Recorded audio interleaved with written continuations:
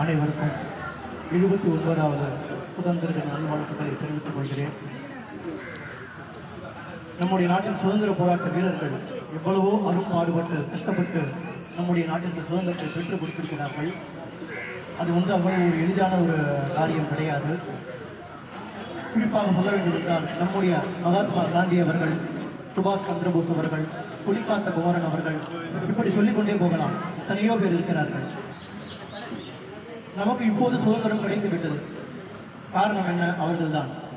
நமக்கு சுதந்திரம் கிடைத்து விட்டது என்ற ஒரு காரணத்திற்காக நாம் எப்படி வேண்டுமானாலும் இருக்கலாம் என்பது ஒரு முறை கிடையாது.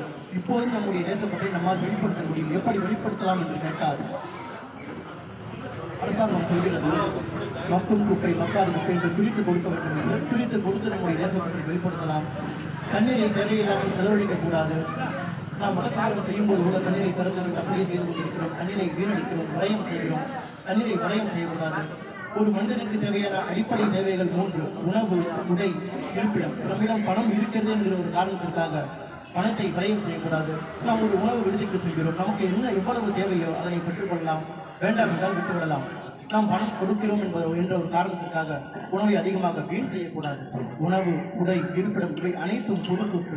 மின்சாரத்தை தேவையில்லாமல் செலவு செய்யக்கூடாது. நம்முடைய வீட்டிலேயே குழந்தைகளுக்கு நாம் சொல்லிக் கொடுத்து வளர்க்க வேண்டும். தேவையில்லாமல் மின்விசிறி சொல்லக்கூடாது, மின்விளக்கு எரியக்கூடாது. இந்த அனைத்தையும் நாம் நம்முடைய குழந்தைகளுக்கு சொல்லிக் கொடுத்து இப்படியும் நம்முடைய தேசப்பற்றை வெளிப்படுத்த முடியும் என்று நம்முடைய குழந்தைகளுக்கு சொல்லிக் கொடுக்க வேண்டிய கட்டாயம் பெற்றோர்கள் அனைவருக்கும் நமக்கு இருக்கிறது என்பதை புரிந்து கொண்டு நாம் அனைவரும் செயல்பட வேண்டும்.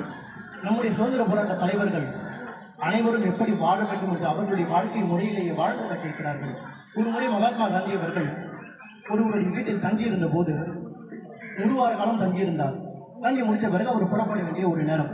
அவரை வழி அனுப்புவதற்காக அவருடைய அந்த குடும்பத்தில் உள்ள அனைவரும் வெளியே காத்துக் கொண்டிருக்கிறார்கள். வெளியே பார்த்தால் மகாத்மா காந்தி அவர்கள் அங்கே இல்லை.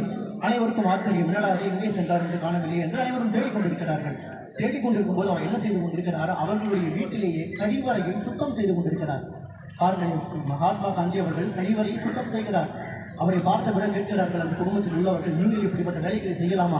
தவறு அல்லவா என்று கேட்டபோது சொன்னாராம், இதில் என்ன தவறு இருக்கிறது? உங்களுடைய வீட்டில் 1 வார காலம் தங்கியிருந்தேன். நீங்கள் உணவு பரிமாறி இருக்கிறீர்கள். உங்களுடைய வீட்டை சுத்தமாக வைத்துக் கொள்வது எனக்கும் பங்கு இருக்கிறது என்று சொன்னாராம். பாருங்கள், அப்படிப்பட்டவர் தான் மகாத்மா. மகாத்மா என்று சாதாரணமாக ஒரு வார்த்தையை சொல்லிவிட முடியுமா? நினைத்து பாருங்கள், பார்ப்போம்.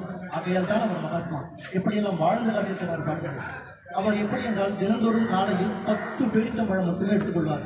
10 பேரிச்சம்பழம் மட்டுமே. ஒரு முறை சர்தார் வல்லபாய் பட்டேல் அவர்கள் என்ன செய்தார்? 15 பேரிச்சம்பழங்களை வைத்திருந்தார். அப்போது மகாத்மா காந்தி அவர்கள் கேட்கிறார், என்ன வல்லப் 15 வைத்திருக்கிறீர்களா? அதெல்லாம் 10 தான் இருக்கிறது, சாப்பிடுங்கள் என்று சொன்னார். இல்லை, நான் எண்ணி பார்த்தேன் 15 இருக்கிறது. இது என்ன இருக்கிறது? 10க்கும் 15க்கும் என்ன பெரிய வித்தியாசம்? நீங்கள் சாப்பிடலாம் என்று சொன்னபோது, அப்படியா? மகாத்மா காந்தி அவர்கள் சொல்கிறார், ஓஹோ அப்படியா? அப்படி என்றால் நாளைக்கு என்ன செய்ய வேண்டும் என்றால் 5 பேரிச்சம்பழங்களை கொடு, எனக்கு 10 வேண்டாம். 5க்கும் 10க்கும் எவ்வளவு பெரிய வித்தியாசம்? ஒன்றும் கிடையாது. ஆகையால் 10 பேரிச்சம்பழம் போகும் என்று சொன்னாராம். அவர்கள் பேசி கேட்க முடியும். அதை எதிர்த்து சொல்கிறது காரணம் என்னவென்றால், எளிமையில் இருப்பிடமாக திகழ்ந்தவர் நம்முடைய மகாத்மா காந்தி அவர்கள். நாமும் அவரை போன்று கடைபிடித்து நம்முடைய தேசப்பத்தை எப்படியெல்லாம் வெளிப்படுத்த முடியும் வெளிப்படுத்தி நம்முடைய தேசப்பத்தை வெளிப்படுத்த அனைவரையும் அன்புடன் கேட்டுக்கொள்கிறேன். மறுபடியும் ஒரு சுதந்திர தின நல்வாழ்த்துக்களை தெரிவித்துக் கொண்டு விடைபெறுகிறேன். நன்றி, வணக்கம்.